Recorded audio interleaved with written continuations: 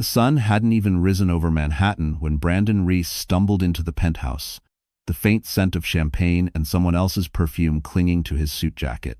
He thought Harper would be asleep, curled up on her side like she always was at 5 months pregnant. He expected silence, maybe a soft whimper from her restless nights, maybe even the smell of peppermint tea she drank to calm her nausea. But the apartment felt wrong. Still, but not peaceful. Frozen. I remember the way Brandon looked around that morning, like a man stepping into his own crime scene without realizing he was the criminal. The kitchen lights were on. A chair slightly pulled back, her favorite cardigan gone from the hook behind the door. Those tiny details hit harder than any confrontation ever could. Then he saw it. On the marble counter lay her wedding ring, a folded note, and a printed ultrasound picture of their baby girl. The edges of the photo were still warm from her hands. Next to it, a boarding pass. One way, Seattle. Departed 2:17 a.m. Harper had left while he was with Ruby. She hadn't screamed, she hadn't waited, she hadn't begged. She had simply walked out of a life that kept breaking her. And the part that always stays with me, maybe because I've watched too many women stay far too long, is how quietly she did it. Quiet exits are the loudest ones. Brandon's breath shattered in the air as he gripped the ultrasound photo, his voice cracking into the empty room. Harper, what did you do? What he didn't know, what he couldn't even imagine, was that this was the beginning of the one thing he feared most. Harper Lane was finally choosing herself, and she wasn't coming back. Before everything fell apart, Harper Lane wasn't just a wife or a soon-to-be mother. She was a woman with dreams, fire, and a quiet kind of brilliance that made people lean in without realizing why. But somewhere along the way, somewhere between Brandon's rising career, the endless sacrifices, and the loneliness that crept into their marriage, Harper forgot to save a little of herself for herself. She grew up in Ohio, the kind of town where everyone knew your birthday and your heart breaks. Orphaned at 14, she learned too early what it meant to stand on her own.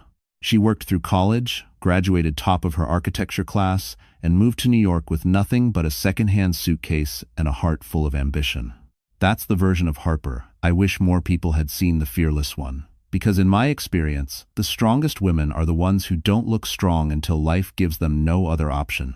But when she met Brandon Reese, all polished confidence and Wall Street charm, she let herself believe she could rest, that someone finally wanted to carry the weight with her.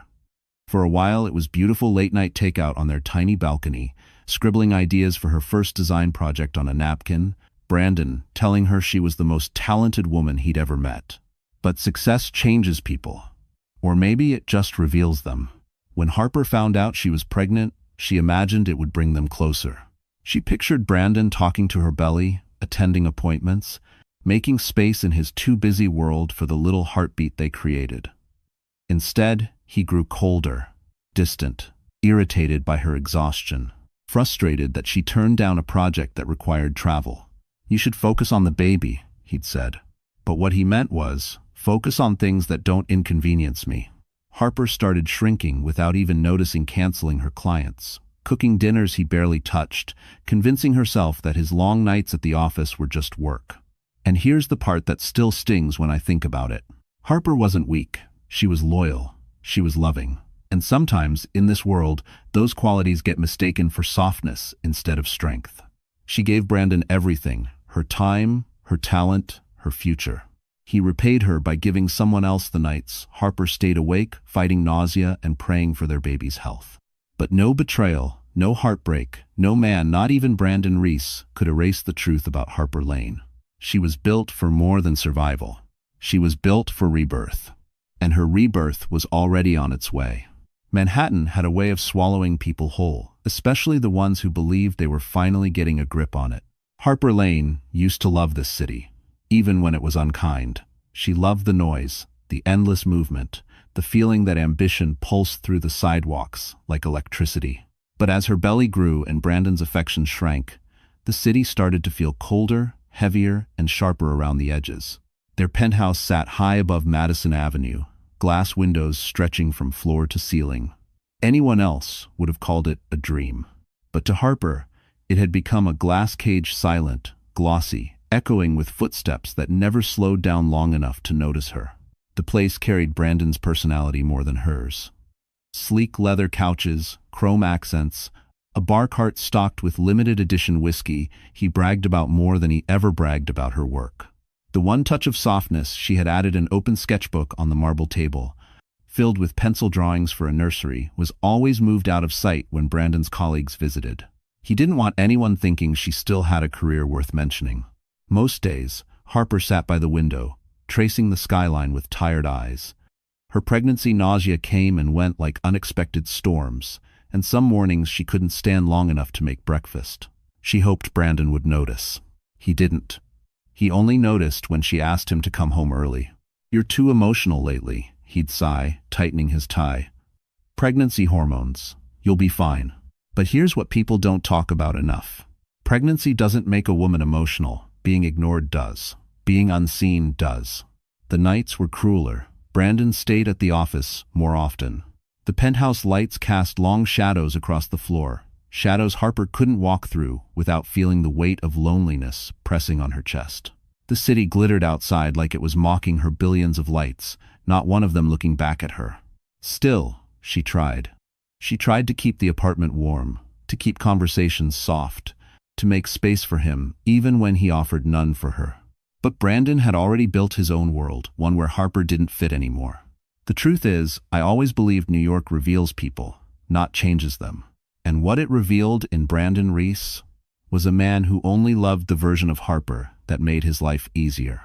What it revealed in Harper, though she didn't know it yet, was a woman who would soon rise far above the skyline she used to stare at. Ruby Hale didn't just walk into Brandon Reese's life, she positioned herself like someone who'd studied his desires, his insecurities, and the exact cracks in his marriage he was too arrogant to notice. She worked in the PR department of his firm, young and ambitious, with a confidence that made people overlook the sharpness behind her smile. Harper met Ruby only once. It was at a charity networking event downtown, the kind where the lighting is dim, the wine is overpriced, and the conversations feel like business deals disguised as compliments.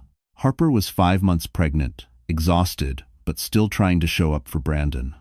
She wore a simple emerald dress, one of the last pieces that still fit her growing belly. Ruby approached them with a glass of champagne and a smile too bright for someone Harper barely knew. "You must be Harper," Ruby said, almost whispering the name like she was trying it on for size. "Brandon talks about you all the time." But the way her hand lingered on Brandon's arm told a different story. Harper felt it a tiny sting in her chest. Not jealousy, recognition. Women know when another woman has crossed a line, even before the men do. And I've learned that betrayal doesn't arrive loudly, it arrives softly, dressed as friendliness. Brandon brushed it off afterward. "She's just eager," he said. "New to the firm, don't overthink it." But overthinking wasn't Harper's problem. Underestimating was. Ruby started working late with Brandon. Harper would call and hear laughter in the background, muffled voices, clinking glasses. Brandon would always say the same thing. "Just clients. Go to sleep." Yet every time Harper passed Brandon's phone on the counter, Ruby's name hovered near the top of his notifications. Not hidden, not ashamed, almost daring Harper to ask, and she did once.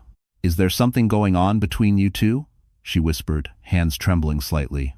Brandon scoffed, offended at the accusation. "Ruby, don't be ridiculous. She's practically a kid." But Ruby wasn't a kid. She was strategic, calculated. The kind of woman who knew exactly what men like Brandon wanted to feel: admired, powerful, irreplaceable. The kind of woman who wanted the life Harper had built with quiet, patient hands.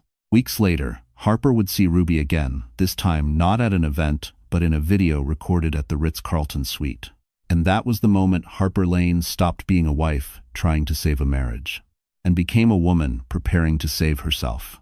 The truth didn't arrive gently. It arrived in a vibration, one single buzz from Harper's phone while she lay curled on the couch, her hand resting protectively over her stomach. She wasn't expecting anything. It was past midnight, the kind of quiet where even Manhattan seemed to hold its breath. The message came from an unknown number. A video file. New text. Just 30 seconds that would split her life into before and after. Harper hesitated, thumb trembling slightly. Then she pressed play. The screen lit up with the unmistakable gold and ivory interior of the Ritz-Carlton suite.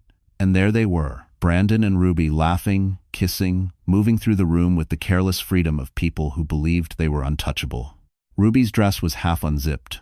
Brandon lifted her onto the marble counter, the same way he once lifted Harper in the tiny kitchen of their first apartment.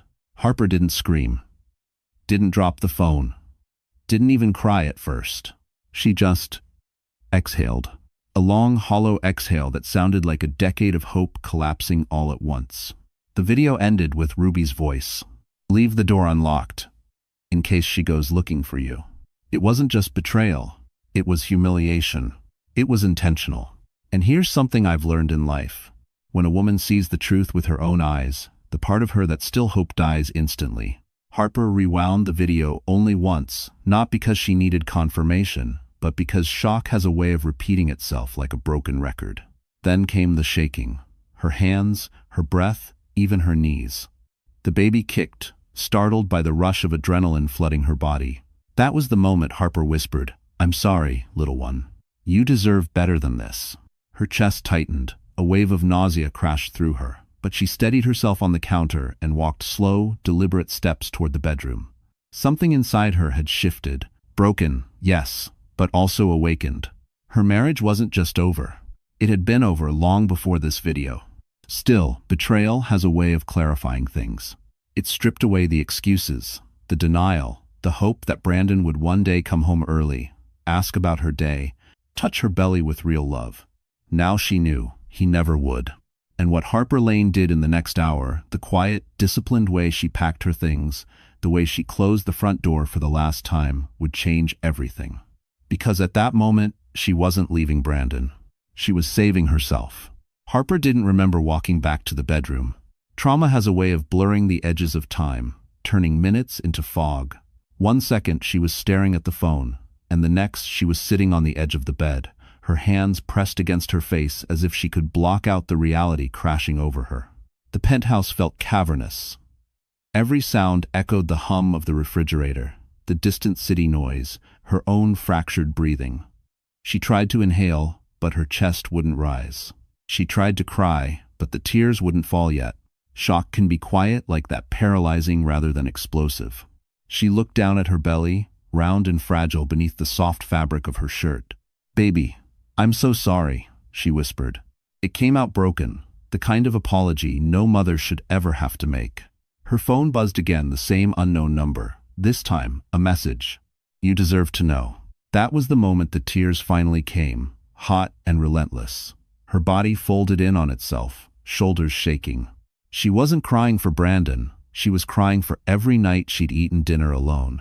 For every time she'd told her baby, "Daddy's just busy." For every appointment she'd gone to without him. For every small death she'd quietly endured in that penthouse. And here's something I've learned watching stories like hers unfold. A woman never truly breaks from the betrayal itself. She breaks from finally understanding she was never valued in the first place. She reached for the nightstand, searching for something to hold on to. Her hand landed on the small silver frame containing the first ultrasound photo. She stared at it through blurred vision.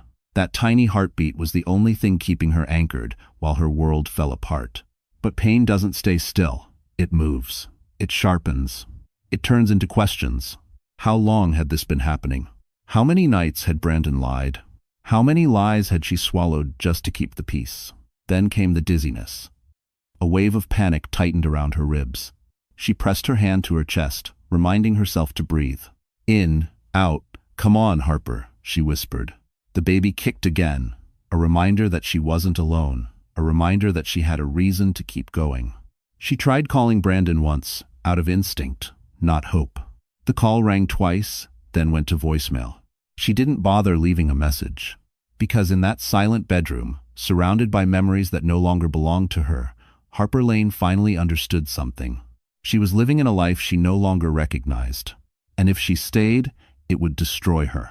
What she didn't know yet was that the moment of deepest collapse was about to push her toward the greatest turning point of her life. Harper was still sitting on the edge of the bed when her phone buzzed again, this time with a familiar name. Callum Everett. Her breath hitched. She hadn't spoken to him in almost a year, not since they'd worked together on that Manhattan Museum project. Brandon insisted she quit halfway through. Callum had been nothing but respectful, admiring her designs with a sincerity that felt rare in a world full of polished masks. When Harper walked away from the project because of her pregnancy and Brandon's pressure, Callum didn't question her. He simply said, "If you ever want to return, my door is open." Harper had always assumed he said it out of politeness, not intention. She hesitated before answering, wiping tears from her cheeks. "Harper?" His voice was warm, steady, so different from the cold silence she'd been drowning in. "I hope I'm not calling it a bad time." She nearly laughed. If only he knew. But Harper had always been good at protecting her pain. "No," she whispered. "It's fine." "I heard from a colleague that you've been taking time off," Callum continued gently. "I just wanted to check in, and something came up. A position opened on my Seattle team. It's a leadership role, high profile. I thought of you immediately." Harper blinked, stunned. Seattle, the farthest point from the wreckage of her life. Callum kept talking, unaware of how his words were reaching her at the exact moment she needed them most. "You're one of the most gifted designers I've met, Harper. I don't say that lightly. If you want it, the job is yours. We'd relocate you, of course, give you time to settle." And Harper, his tone softened. "You deserve a place where your work is valued." Harper pressed a hand over her mouth.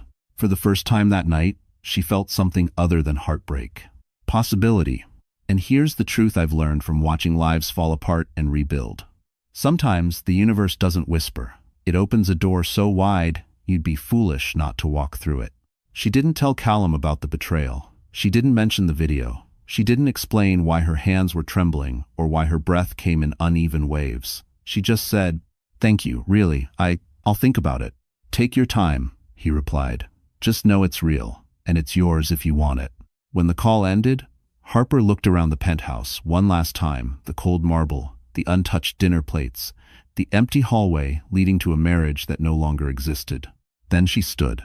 Because Callum's call wasn't just an offer, it was a lifeline, and Harper Lane was finally ready to grab it. Harper didn't pack like a woman running away. She packed like a woman finally telling the truth. She moved slowly, deliberately, folding each piece of clothing with hands that still trembled but no longer hesitated. The penthouse around her was silent, dimly lit by the glow of the city outside. New York buzzed beneath her windows, unaware that a life was breaking apart above its sleepless streets. She pulled out a suitcase, the same navy blue one she brought with her when she first moved in with Brandon. Back then, it symbolized beginnings. Tonight, it felt like an ending she had delayed for far too long. In the closet, half her clothes no longer fit her growing belly. She grabbed only essentials: 2 maternity dresses, her sketchbook, the soft hoodie she always wore when she worked late. The ultrasound photo slipped from the nightstand as she reached for her charger. She froze. Her daughter. Their daughter. A child who would never know the version of her father Harper once believed in. Harper pressed the photo against her chest. "We're leaving," she whispered. "Mommy's got you." Her suitcase clicked shut. Her decision clicked into place.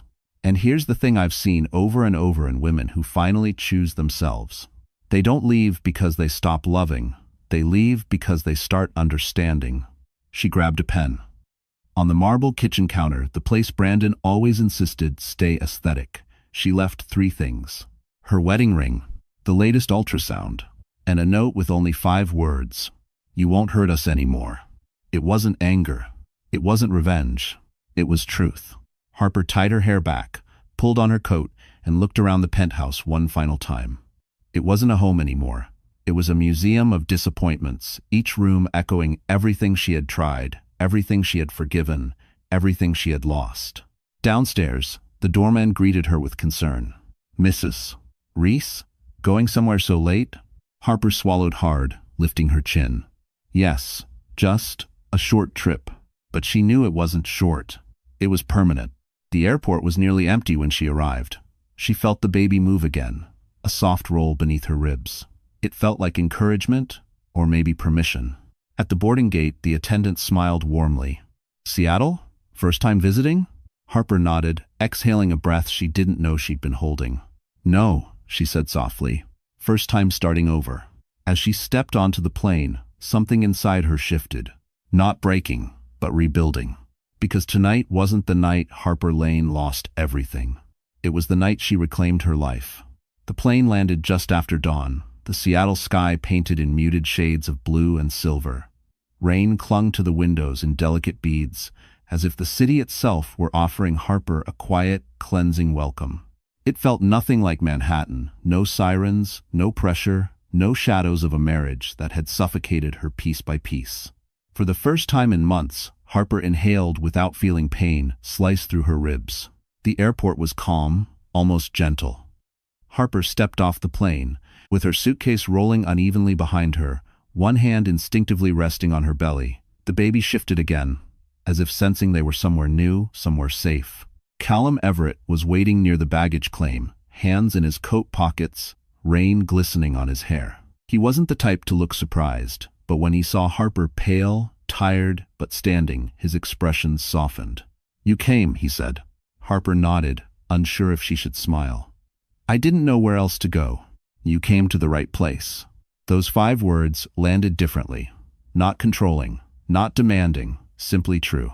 He took her suitcase without another question. Not once did he ask about Brandon, or the swollen redness around her eyes, or why she clutched her sketchbook like a lifeline. Callum knew enough to let silence do the comforting. They drove through downtown Seattle, the horizon lined with glass buildings rising through the mist.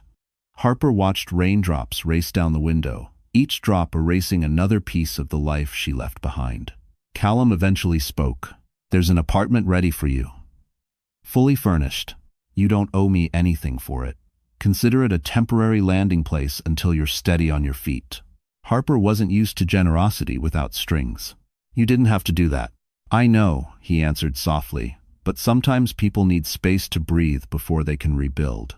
And hearing that, I felt something I rarely feel when watching a woman restart her life after ruin. Relief. Because someone finally saw Harper not as a burden, not as a wife holding a man together, but as a person worth investing in. The apartment was warm, modern, overlooking the water. Nothing grand, nothing cold. The kind of place where healing felt possible. Harper walked to the window, resting both hands on her belly. The baby kicked once strong, certain. Callum watched her from the doorway. "You'll do great here, Harper." She didn't say anything, not yet, but for the first time since her world collapsed, she believed him. Seattle wasn't just a new city, it was a second chance. Seattle had a different rhythm, slower, kinder, almost protective. And Harper needed that. She needed a place where she wasn't a wife shrinking in someone else's shadow, but a woman rediscovering the pieces of herself she had abandoned along the way. 3 days after moving into the apartment, Harper sat at the small wooden desk overlooking the harbor. Her sketchbook lay open, untouched at first. Her fingers hovered above the pencil, hesitant. It had been months since she last drew anything that wasn't a nursery concept Brandon never cared to look at.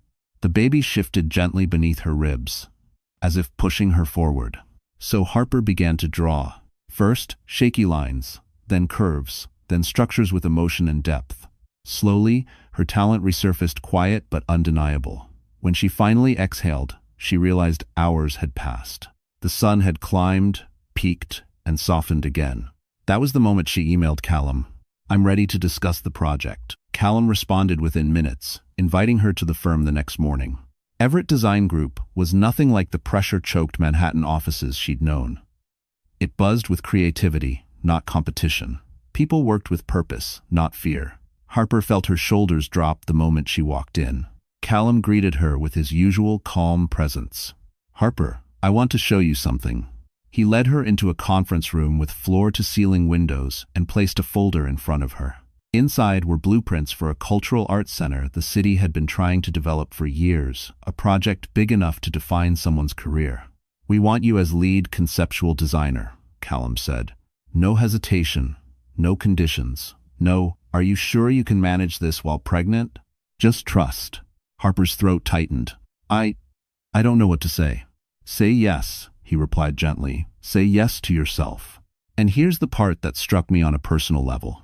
Some opportunities don't show up to test you, they show up to heal you." Harper accepted. Over the next few weeks, she blossomed. She arrived early, sketched with passion, collaborated with a team that admired her vision. They didn't treat her like someone fragile or secondary. They treated her like a leader. Every day, she grew steadier. Every day, the baby kicked stronger. Every day, Harper remembered who she was before Brandon dimmed her light. She wasn't just working again. She was becoming herself again. And as her name quietly began circulating in Seattle's design community, one truth became clear. Harper Lane was no longer a woman who escaped Manhattan. She was a woman building a future powerful enough that Manhattan would one day remember her name. Back in Manhattan, Brandon Reese woke to the kind of silence that doesn't just fill a room, it exposes it. Harper was gone, and for the first 24 hours, he convinced himself she was simply cooling off. He'd even smirked at the thought, telling himself she'd come crawling back the moment she realized life without him was impossible. But the truth started cracking through his ego the moment he got to the office. His assistant, pale and awkward, hovered in the doorway. "Mr. Reese, we have a problem." Brandon barely looked up. "Unless the building is on fire, handle it." She swallowed hard. "It's about Ruby." He froze. A blog, an infamous tabloid that loved Manhattan scandals, had published photos of him and Ruby entering the Ritz-Carlton. Not just entering. Holding hands, laughing, acting like a man with nothing to lose. And the headline made his stomach drop. "Investor Brandon Reese spotted with PR associate, where's his pregnant wife?" It spread like wildfire. Clients called. Partners whispered. Someone on the board demanded clarity. Brandon's jaw tightened as he read the article. Who leaked this? But he already knew. Ruby loved attention too much to resist the spotlight. And worse, she thought this scandal would push him to leave Harper officially. She never suspected Harper had already left. Ruby texted him minutes later. "Are you okay? Want to talk?" He stared at the screen, resentment boiling. She had become a liability overnight. By noon, the board summoned him for an emergency meeting. He walked into the room expecting loyalty. What he found were cold eyes and colder demands. "Your personal life is affecting the firm," one partner said flatly. "Handle it immediately," another added. "Or we'll reconsider your position here." Brandon felt something unfamiliar tighten in his chest, fear. On the car ride home, he replayed everything. The empty penthouse, the abandoned ring, the ultrasound picture. For the first time, he wondered whether Harper had truly left him, not temporarily, but irrevocably. And here's where I'll admit something. Watching a man who never valued what he had suddenly panic over losing it, it's a predictable tragedy, but a strangely satisfying one. That evening, he tried calling Harper again. Straight to voicemail. He texted her, "Come home, let's talk. We can fix this." "Harper, don't do anything stupid." No response. He paced the penthouse, the same one she'd quietly held together while he tore their life apart piece by piece. For the first time in years, the silence wasn't comforting, it was suffocating. Somewhere deep inside, Brandon knew. He hadn't just lost control, he was losing everything. While Brandon was spiraling, Ruby Hale was doing what Ruby did best, saving herself first. The moment the scandal article went viral, Ruby realized two things. Brandon Reese was no longer the golden ticket she once thought he was. She needed to distance herself before the ship sank, and she'd be damned if she went down with him. She had always been strategic, but now she became ruthless. The next morning, Ruby marched into her PR office with a confidence sharpened by panic.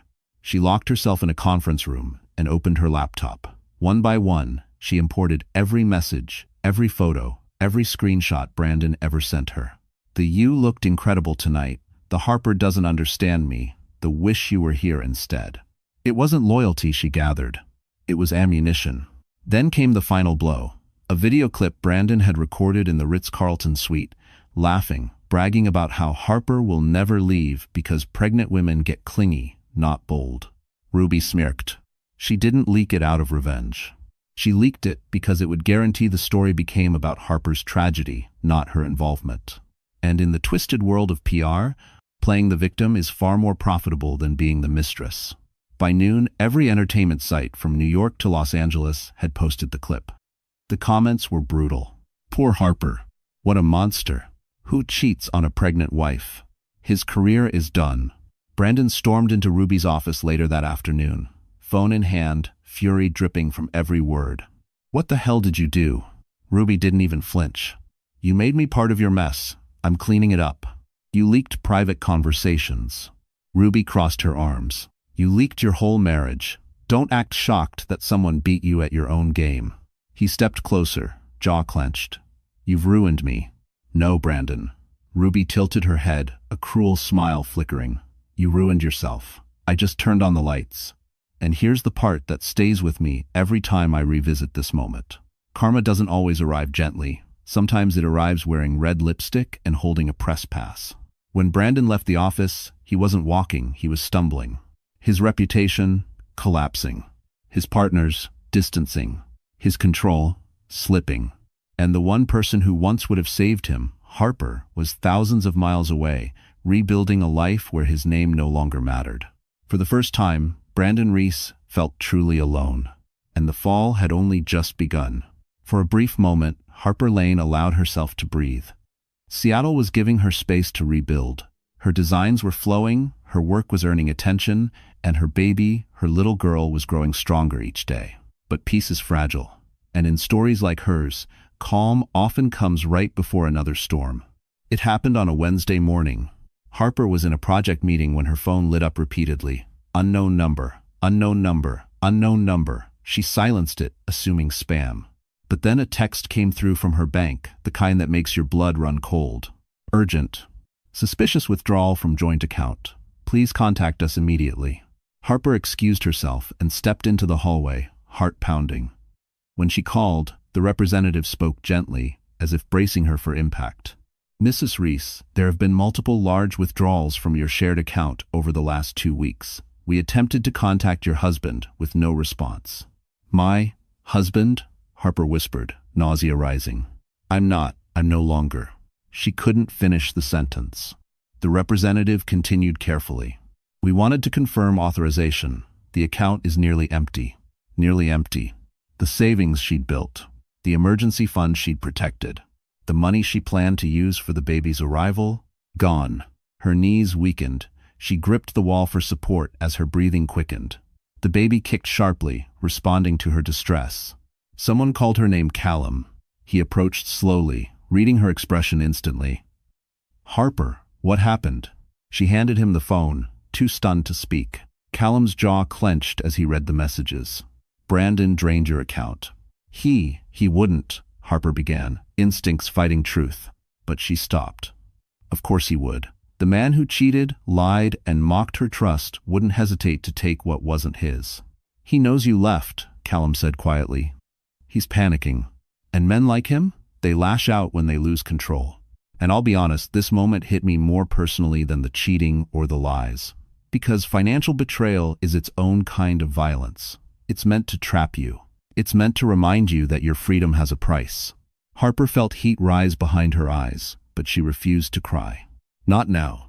Not in front of this man who saw her strength, not her wounds. What do I do? She whispered. You let me help you, Callum said. I'll get my legal team on it immediately. You're not fighting this alone. Harper exhaled shakily, pressing a hand to her belly. Her baby deserved safety. Stability. A life not built on someone else's cruelty. But Brandon had just shown he wasn't finished hurting her. And Harper Lane realized something in that hallway. The fight wasn't over. It was just entering its next chapter. Brandon Reese had always believed he controlled every outcome, deals, narratives, even people. But after Ruby's betrayal, the public scandal, the board's accusations, and the drained bank account being flagged, he felt something he hadn't felt since childhood. Panic. And panic makes desperate men predictable. 2 days after Harper learned he'd emptied their savings, Brandon booked a last-minute flight to Seattle. No luggage. No plan. Just anger, wrapped in entitlement. He spent the entire flight scrolling through old photos, Harper smiling on their first date, Harper holding fabric samples, Harper showing him their baby's ultrasound, photos he never valued until they were the only thing left. But what struck me most? Men like Brandon don't mourn the woman. They mourn the power they had over her. When he arrived at her apartment building, the concierge stiffened immediately. I'm here to see Harper Reese, Brandon said, adjusting his collar like he could still command respect. The concierge shook his head. She isn't expecting visitors. Brandon leaned forward. Do you know who I am? I do, the man replied calmly. That's why I'm telling you she's not taking visitors. The humiliation hit him like a slap. He tried again. Tell her I'm here. Tell her I came to fix things. The concierge picked up the phone but didn't dial. She asked for privacy, sir. Brandon's voice cracked with fury. She's my wife.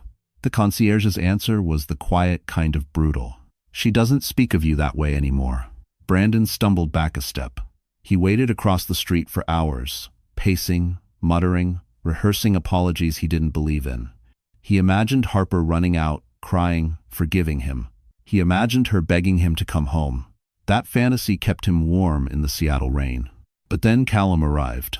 The black SUV pulled into the garage entrance. Callum stepped out, phone to his ear, coat unbuttoned from the weather, confident, grounded, nothing like the man Harper had left. Brandon froze. Callum looked up briefly, catching Brandon's stare.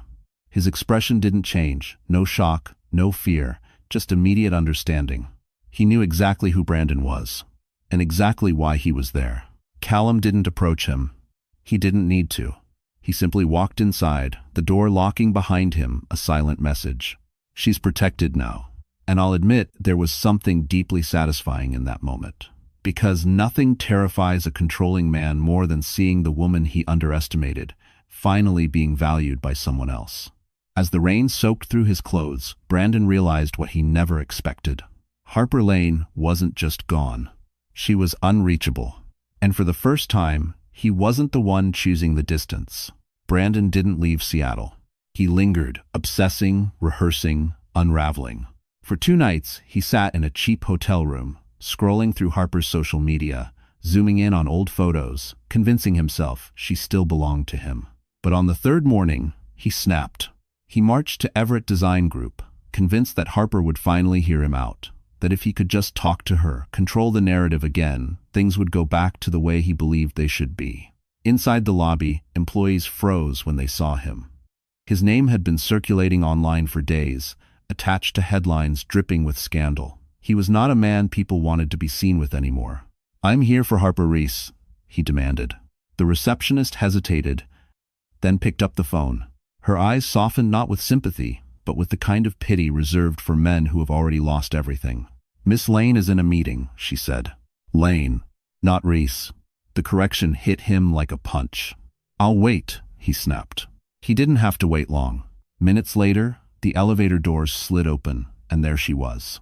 Harper stood flanked by 2 designers, her belly pronounced under a soft cream sweater, her face tired but composed, stronger than he remembered, stronger than he ever allowed himself to notice. When she saw him, her breath hitched, but she didn't falter. "Harper," Brandon exhaled, stepping toward her. "Baby, please." She held up a hand. "Don't." The firmness in her voice startled even her team. "Let's talk in private," he said. "We can fix this. I made mistakes, but you emptied our savings." Her tone didn't rise, didn't shake. It simply told the truth. "I panicked," he protested. "You left without explanation. I didn't know if you were coming back. That wasn't your money to touch." "You're my wife?" She inhaled sharply. "No, Brandon. I was your wife, and you treated me like property." A flicker of fear crossed his face. This wasn't the wounded, forgiving Harper, he remembered. This woman was someone else entirely. Someone he couldn't manipulate. He reached for her arm. "Harper, please, come home. We can start over. I need you." She stepped back. "You don't need me. You need control." Employees passing through the hallway slowed down, sensing the emotional wreckage unfolding before them. Brandon's voice broke. "I love you." She shook her head gently. "If this is love, then my daughter and I deserve better than it." And here's the part I'll never forget, because it felt like watching a woman finally reclaim her power. Harper didn't just walk away. She walked toward a life no longer defined by his misery. Callum turned the corner just in time, placing a protective hand on Harper's back. Brandon's face collapsed. The truth was undeniable. Harper had already chosen her future, and it did not include him. If Brandon thought he'd hit rock bottom, he was wrong. He hadn't even seen how deep the drop truly went. Because Ruby Hale, the woman he gambled his marriage on, was about to make sure he never climbed back up again. After their confrontation at Everett Design Group, Brandon stormed back to New York for an emergency board meeting. He expected resistance, maybe criticism, but somewhere in his delusion, he still believed he could regain control. He didn't expect the projector in the boardroom to flicker on with a video he'd never seen before. Ruby, in a sleek red dress, sitting in an interview chair, smiling sweetly into the camera. "Thank you for inviting me to speak," she said to the unseen interviewer. "I believe it's important the public knows the truth about the environment inside this firm." Brandon shot up from his chair. "What is this? Turn it off." No one moved. Ruby continued, her voice smooth, calculated, and dripping with well-rehearsed innocence. "I was manipulated by a senior partner, misled, promised safety, promised opportunities, promised emotional support while his pregnant wife was at home." Gasps rippled across the table. Brandon slammed his fist on the surface. "She's lying," she was willing. But Ruby wasn't finished. She leaned forward, eyes glowing with performative vulnerability. "I regret the pain this has caused Mrs. Reese. I reached out privately to apologize, but Mr. Reese blocked my messages. I want accountability. For myself, for her, for all women pressured into silence." Brandon nearly choked. Ruby had never apologized to Harper, not once. This was a performance, a carefully scripted revenge disguised as moral righteousness. And the board ate it up. Phones buzzed with incoming notifications. Articles, tweets, headlines. PR associate speaks out against Brandon Reese. Claims emotional manipulation. Pregnant wife of investor at center of scandal. Company launches internal investigation. Ruby had weaponized the scandal to save herself, painting Brandon as a predatory superior who destroyed her career. The irony? He had destroyed her career, just not in the way she claimed. The board chair turned to him, voice cold and final. "Brandon, until we resolve this investigation, your position is suspended, effective immediately." Brandon froze. Suspended. Publicly. Unanimously. The room emptied quickly, leaving him alone with the echo of his downfall. And here's the part I have to say out loud. Karma rarely arrives clean. Sometimes it comes wearing a polished smile and giving exclusive interviews. Ruby hadn't just turned her back on him. She had dug the grave and handed him the shovel. By the end of the day, Brandon Reese was trending not as a power player, but as a warning. And far away in Seattle, Harper had no idea that the world was finally seeing the real him. For weeks, Harper had held herself together through sheer willpower design meetings, legal consultations, late-night sketching until the lines blurred. She told herself she was fine, strong, untouched by the storms Brandon was causing from afar. But the body always knows, especially the body carrying life. It was almost midnight when the first bolt of pain struck a sharp, deep contraction that forced Harper to grip the edge of the kitchen counter. She tried to steady her breathing, but another wave hit, stronger, faster than it should have. Not tonight, she thought. Not this early. Her phone fell to the floor as she tried to reach for it. Panic rose like heat beneath her skin. "Please," she whispered to herself. "Not yet, not like this." She managed to dial one number, Callum's. He answered on the second ring. "Harper, what's wrong?"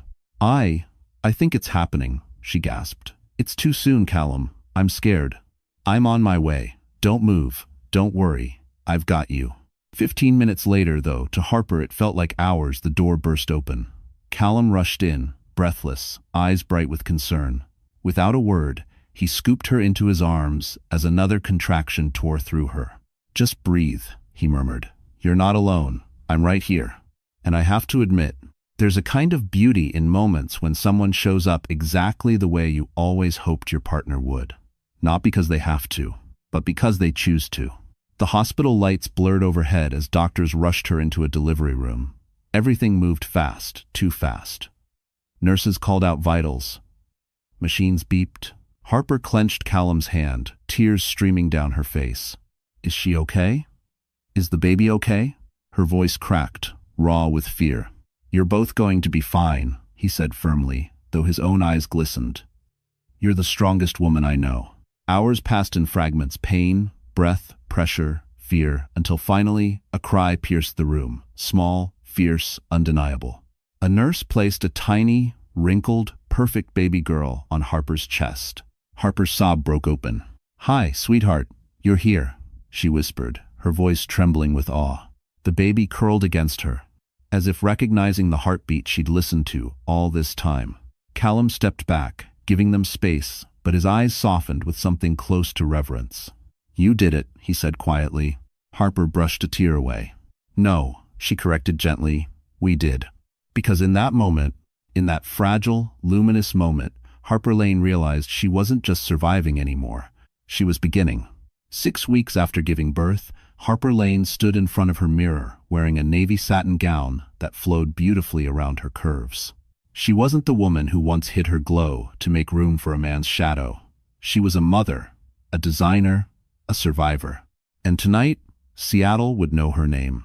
The annual Northwest Design and Innovation Gala was the biggest event of the year, held in a glass-walled venue overlooking the water, chandeliers reflecting across the ocean like scattered diamonds. Harper had been invited as a guest of honor for her groundbreaking conceptual work on the Cultural Arts Center. But truly, it was her presence that made the room turn when she walked in. Callum escorted her, dressed in a charcoal suit that contrasted perfectly with her gown. His hand rested lightly on her back, not possessive, not claiming. Supportive? Ready? He asked softly. She took a breath. More than I ever thought I could be. And here's what struck me deep. There's something extraordinary about watching a woman return to the world stronger than when she left it, especially after life tried to break her. The moment they entered, conversations paused. Designers, CEOs, investors, journalists, all shifted their attention toward her. Whispers drifted like warm air. That's Harper Lane, the architect from New York, the one who designed the new center. She's brilliant. For the first time in years, Harper felt seen, truly seen, not for who she married, but for who she was. Callum introduced her to board members, artists, and city officials. People praised her work, her vision, her ability to design spaces that made people feel something. You don't create buildings, one councilwoman told her. You create belonging. Harper blinked hard to keep tears at bay. During the formal program, her name was called unexpectedly.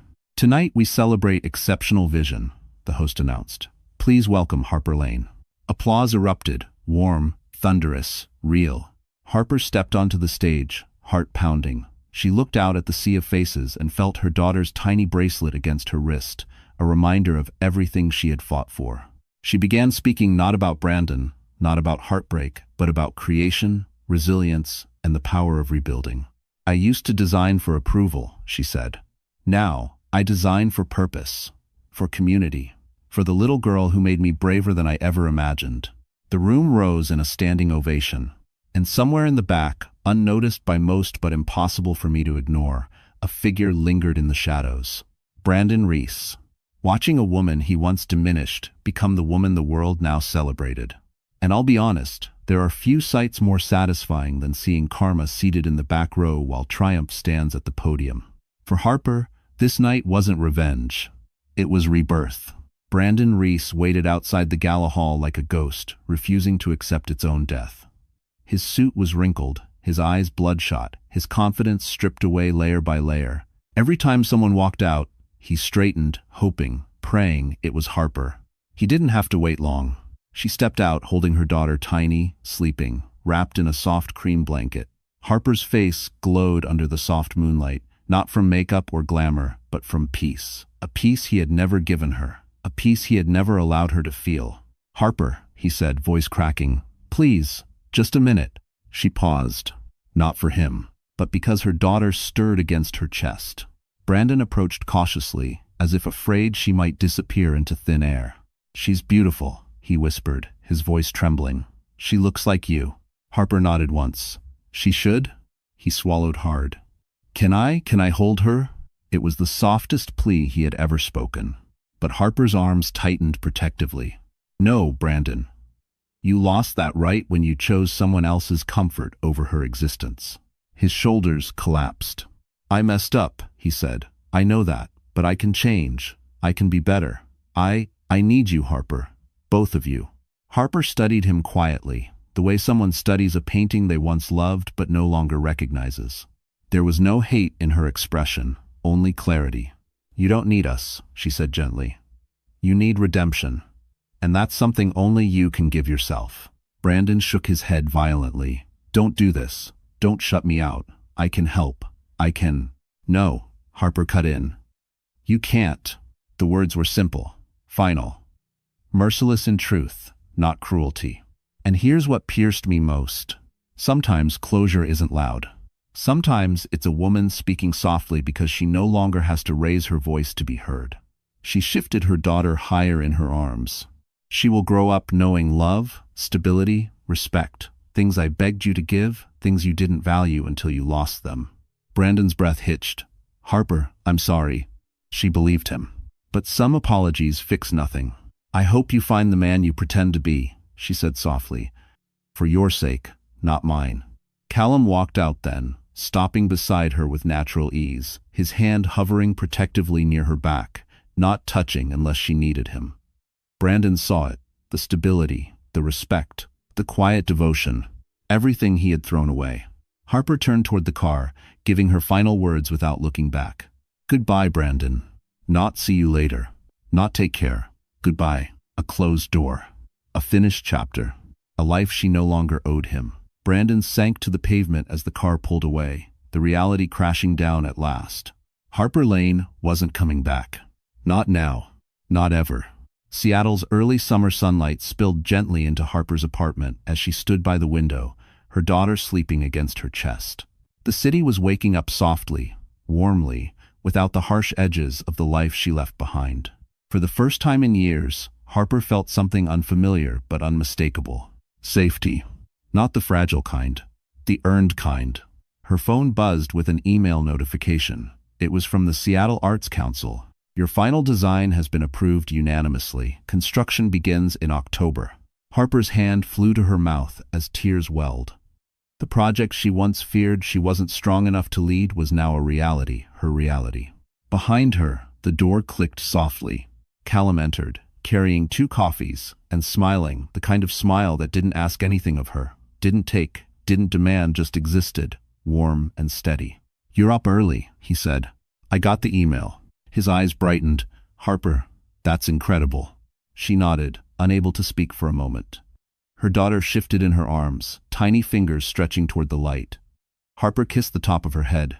This, she whispered, is the life I prayed for without knowing it. Callum stepped closer, but not too close, always giving her space to choose. You rebuilt everything, he said softly, piece by piece. No, she corrected, smiling. I built something new. They stood in silence, watching the water glimmer outside. There was no rush, no pressure. Only possibility. Later that afternoon, Harper received a package at her door. No return name, no note. Inside was her old wedding ring, cleaned, polished, and placed in a velvet box. She didn't need to open the accompanying envelope to know it was from Brandon. The letter inside was short, almost painfully honest. You were right. I didn't love you the way you deserved. I'm working on becoming a better man, not to win you back, but because losing you showed me who I really was. I hope your daughter grows up knowing everything I failed to give you. Harper folded the letter once, then again. It didn't hurt. It didn't sting. It just ended. And here's what I find most powerful about her story. Healing doesn't always come from apologies. Sometimes it comes from finally not needing them. That evening, Callum joined Harper and her daughter on the balcony. He glanced at the baby, then at Harper.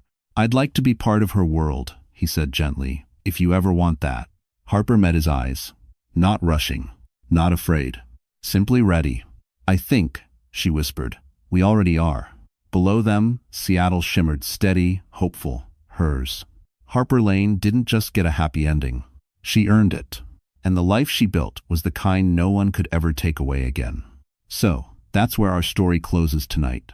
And if you're still here with me right now, then something in Harper's journey must have touched your heart in its own quiet way. Maybe it reminded you that strength isn't loud, healing isn't sudden, and leaving isn't failure. It's choosing yourself when the world tries to convince you not to. Marcus Aurelius once wrote, "The impediment to action advances action. What stands in the way becomes the way." And Harper's life showed exactly that. Every betrayal, every heartbreak, every sleepless night pushed her toward the version of herself she was always meant to become. If there's one thing I hope you take with you, it's this. You deserve a life where you are valued, not tolerated. Loved, not used. Seen, not hidden. And sometimes the bravest thing you'll ever do is simply walk away from what hurts you.